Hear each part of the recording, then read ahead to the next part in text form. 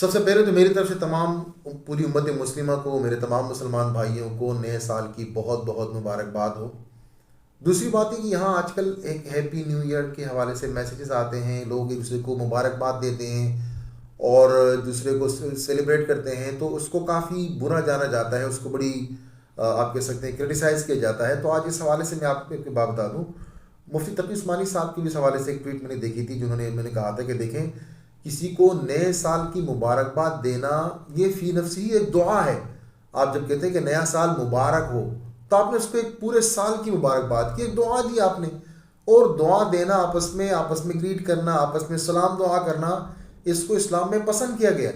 السلام علیکم ورحمۃ اللہ وبرکاتہ، جب آپ کسی مسلمان سے ملتے ہیں تو آپ یہ ان کو باقاعدہ دعا دیتے ہیں کہ تم پر سلامتی ہو، اللہ کی رحمتیں ہوں، اللہ کی برکتیں ہوں۔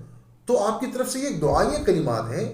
تو کسی کو نئے سال کی مبارکباد دینا یہ دعائیہ کلمات ہیں، سالنوں پر دوسرے کو میسیجز کرنا کہ نیا سال مبارک ہو، اس میں کوئی قباحت نہیں ہے۔ آپس میں دوسرے کو اس انداز سے جو میسیجز کر سکتے ہیں، بول سکتے ہیں، اس میں شرعاً کوئی برائی نہیں ہے۔